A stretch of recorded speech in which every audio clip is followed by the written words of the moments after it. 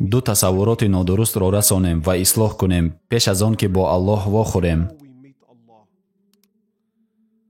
якум, ҳадаф аз офариниши ман танҳо ибодати Аллоҳ аст. дуруст? нодуруст. ҳадафи офариниши мо ибодати Аллоҳ ва ба ҳамин андоза муҳим таъсис ва таблиғи дини Аллоҳ мебошад. Аллоҳ дар Қуръон мегӯяд: ин муқаррар шудааст ба шумо, чӣ гунае ки муқаррар шуд ба паямбар Нуҳ ва муқаррар шуд ба паямбар Муҳаммад саллаллоҳу алайҳи ва саллам, чӣ гунае ки мо муқаррар кардем ба Иброҳим, Мусо ва Исо. Он чӣ аст? Ин чӣ чизест ки бар мо муқаррар шудааст, ё Аллоҳ?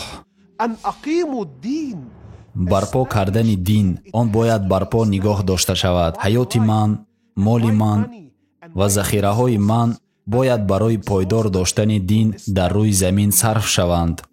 дуюм тасаввуроти нодуруст ин аст: пули ман аст. ман барои он заҳмат кашидам, пас бо он ҳар чӣ ки хоҳам мекунам. дуруст? нодуруст. пули шумо ва пули ман аз они Аллоҳ мебошад ва чӣ гуна сарф кардани он бояд мувофиқи он чизе бошад ки ба Аллоҳ писанд ояд. ва беҳтарин роҳи сарф кардани молатон ин аз рӯи тавсияи уламо мебошад. онҳо мегӯянд, вақте ки ману шумо пулу моламонро сарф мекунем, бояд бо ин тартиб сарф кунем. якум, моли шумо бояд барои барпо нигоҳ доштани дин дар рӯи замин сарф шавад. ин бузургтарин хиёбонест ки молатонро сарф мекунед ва ин бо якчанд роҳҳое мешавад: масҷидҳо, мактабҳо, донишгоҳҳо, дастгирии толибилмон ки дини Аллоҳро меомӯзанд, дастгирии таблиғи дин. шояд шумо пурсед ки хуб, ман бояд чӣ қадар дар ин роҳ сарф кунам? уламо мегӯянд: беҳисоб. дар воқеъ, ҳисобкунаки худро набароред, новобаста аз он ки чӣ қадар дар ин роҳ сарф мекунед. ҳар қадаре ки зиёд бошад, ҳамон қадар хуб. дуюм, кӯмаки башардӯстона.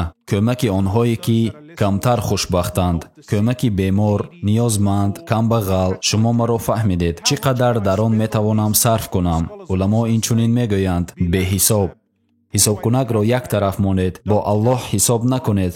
ҳар чӣ ки доред дар ин ду сарф кунед. сеюм чизе ки уламо мегӯянд: шумо бояд молатонро барои оилаатон сарф кунед. чӣ қадар бояд барои оилаам сарф кунам? инҷо онҳо мегӯянд мувофиқи он чизе ки ба онҳо лозим аст. ва охиринаш, ин пулро барои худатон сарф кардан аст. чӣ қадар? мувофиқи он чӣ ки ниёз доред. паямбар саллаллоҳу алайҳи ва саллам мегӯянд: агар ман ба андозаи кӯҳи Уҳуд тилло медоштам, ман ҳамаи онро дар 3 рӯз сарф мекардам. ҳамаи онро сарф мекардам, ҳеҷ чиз намемондам. дар ин ду, барпо нигоҳ доштани дин ва кӯмаки ниёзманд. ва вақте паямбар ба оила ва худаш расид, ӯ дар ҳадиси саҳеҳ мегӯяд: ё Аллоҳ, ризқи Муҳаммад ва оилаи ӯро ба қадри зарурӣ насиб гардон. ин гуна бояд пулу моли мо сарф шаванд.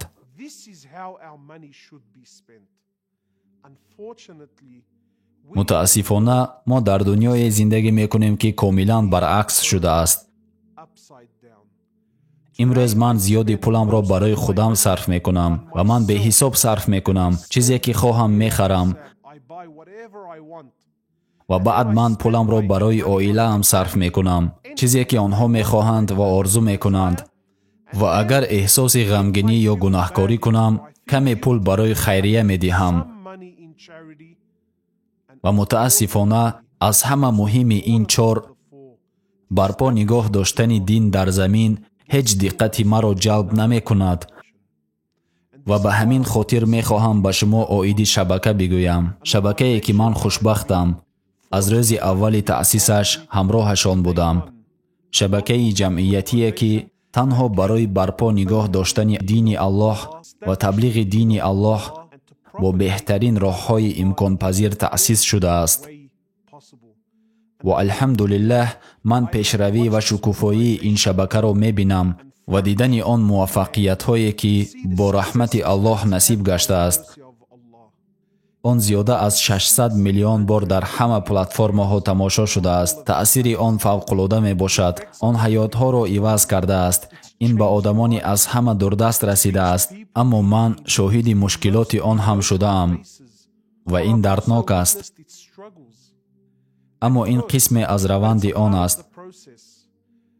шабака аз ҷониби давлат дастгирӣ намешавад ки пули беҳисоб доранд.